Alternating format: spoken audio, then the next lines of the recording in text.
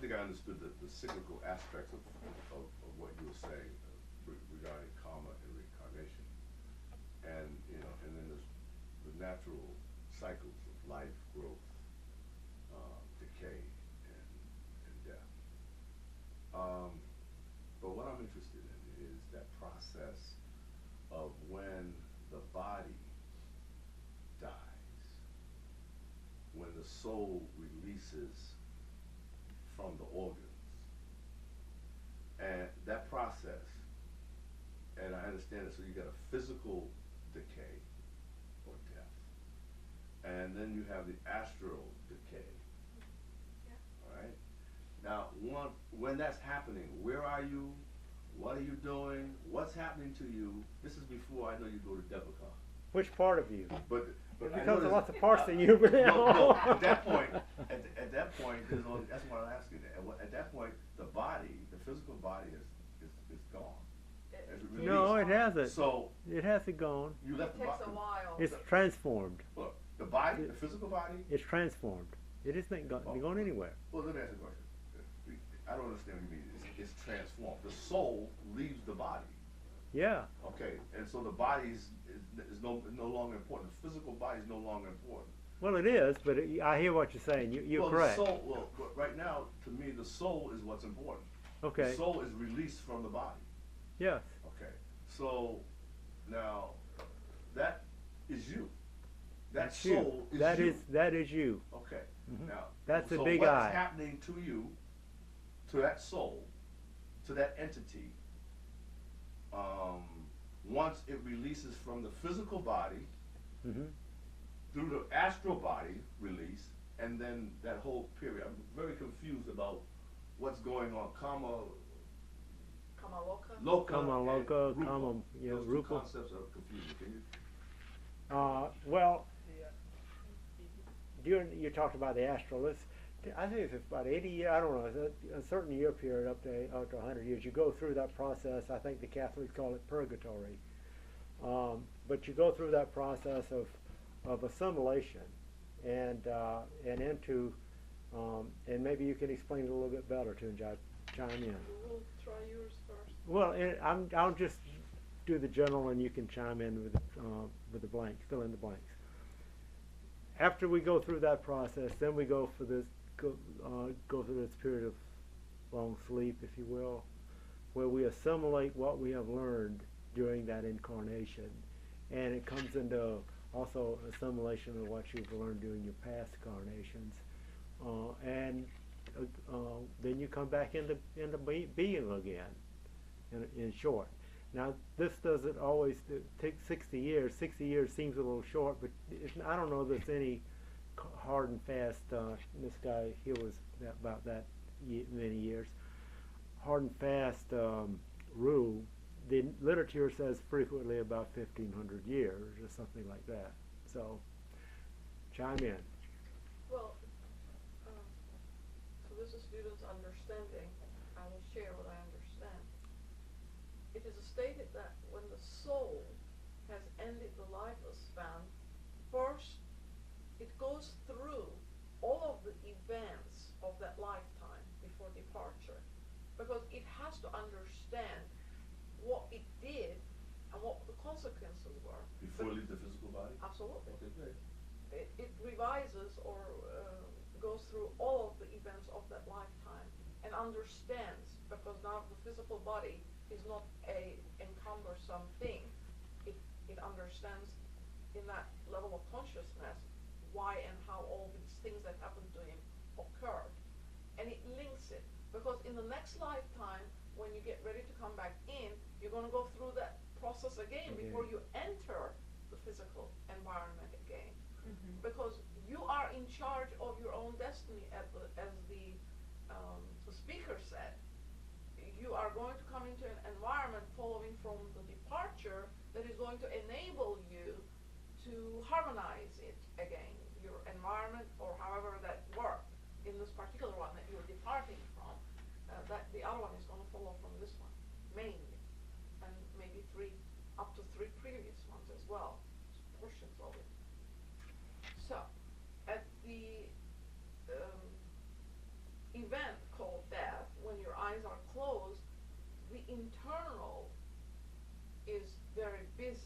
the departure process.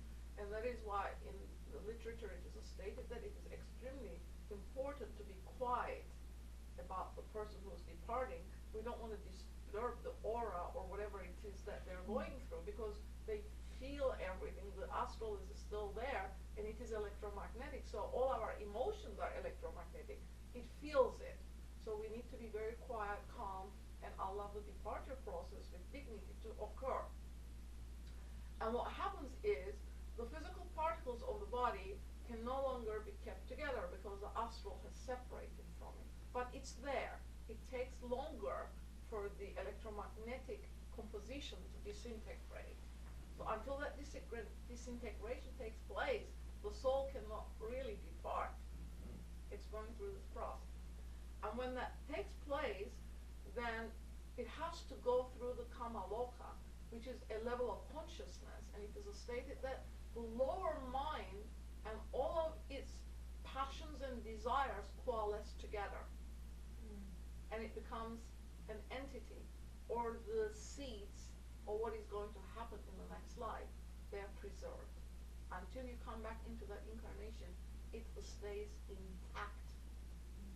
The seeds, called skandhas, as Kathy put it up on that board last week, when she gave the top of card. That is taking place, and when that takes place, and this student read an article recently where HPB writes that that is why it is not recommended that once we decide to have a baby to abort it, because abortion is denying the soul entry into the world, and it has tremendous kamalokic implications that your stay there is going to be lengthened. I don't understand it, but I read it and I'm sharing it with you. So, to answer your question, when all that has taken place and you have stayed the length necessary for the cleansing process or the things to work themselves out, however that takes place, then as Atma Buddhi Manas, you're free to go into Devakan. Because all that has dropped, and now the soul and the spirit, which is the monadic essence, is ready for a rest period. And during that rest period, none of this is going to be bothering you, because you're going to be creating your world in an idyllic condition, following from this one. If you wanted your son or daughter to be a first caliber musician, that's what you imagine them to be, because that possibility, you're painting the picture yourself in your consciousness, is open to you. That's how we become as higher individualities in the next life, with this opportunity of painting what you want to happen, or how you want to visualize your children. The images are in your consciousness real. The painting is real. So you paint your world as you wanted it to be, not as it was. And it's a dream and illusion perhaps from this perspective, but from the soul perspective, it gives the necessary rest. Everything is ideal around you. You feel no pain but joy and happiness, or however that is. I cannot imagine it, because I do not remember any experiences out of this physical body to share with anyone. I'm just like everybody else. So nevertheless, it gives that rest period, and during that rest period in this idyllic condition, the assimilation takes place of what you had learned here on earth in your earth life, and when you come back, you bring all that knowledge as part of the whole that you have become.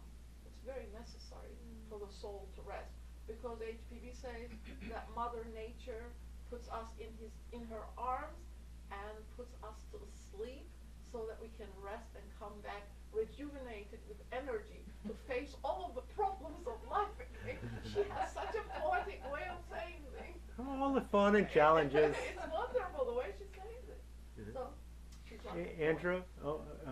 Yeah. I have a question. Does that make it better? Yeah, it does. I just don't know how important it is to identify the period of time, because I hear people say, well, you're going for it's going to take 1,500 years to reincarnate. No. That that That's part not of it, important. No, It's not that part important. is really Not not important. important. no. But No, what because- it is important is to realize that our aim is to come back in a short period of time. Just like that soul that we saw today came in 60 years, that's the aim. So that you remember what it was you were doing, and when you come back, you remember what it is you are going to do, and connect the two together. So that all of your actions become sacrifice for the benefit of the all, from the soul perspective, not from the personality perspective. But if you know that you're a soul and you bring that in with you, and a lot of the young ones, by the way, are remembering. So your task in life becomes concentrated on what the soul has come back to do. Not that, like, for me, giving myself as an example, I wandered all through the world from country to country. You can see bits and pieces of my karma that I expended in each environment with different nationalities, and I finally ended here, and I was still searching as to where do I belong, what have I come to do, and none of the religions fit it. I felt luck. My heart was never happy or cheerful with whatever it was that was being imparted to me. I couldn't accept it as the truth. So we, in each one of our lives, are doing this research, is what I'm getting at, to see what it is, what am I here for, what do I need to do.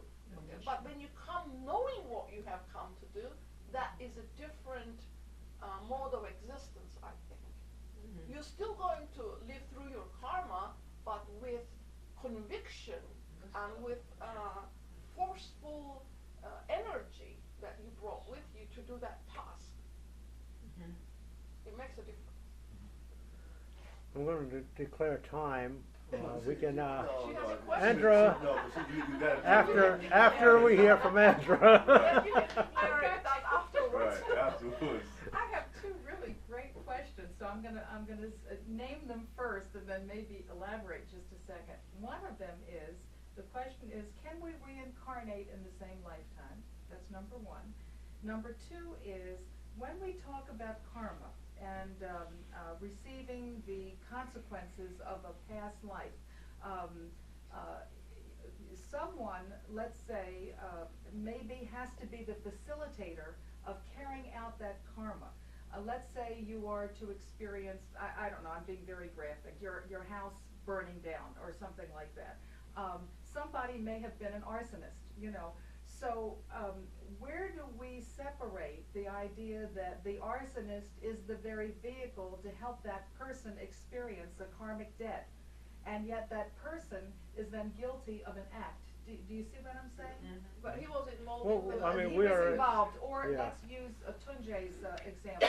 If someone, if you kill a person in another life and you rob them of that opportunity to complete their lifespan, obviously there's going to be a karmic debt.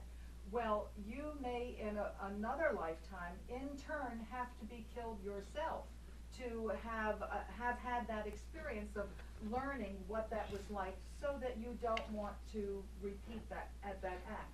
Therefore, someone has to be the perpetrator of that killing of you as the soul, and then that person then incurs a debt. Do you see what I'm saying? You're talking about the So we agent say, of karma. Who is it that inspires us to maybe carry out, let's say, you hit your child a lot, maybe even abuse that child. Maybe that child's debt was that in a previous life they abused another person or another child, and then you're carrying out that debt, having again facilitating that soul's learning, but in so doing you're incurring another debt. Do you see how complicated I'm saying that is? So that would be the first question to answer is, are we inspired sometimes through that, what Kathy says, throwing in a pebble and having it reverberate? How do we cooperate with one another to help each other through those karmic debts? Then the second thing is it possible to reincarnate once you've finished your samskaras, skandhas.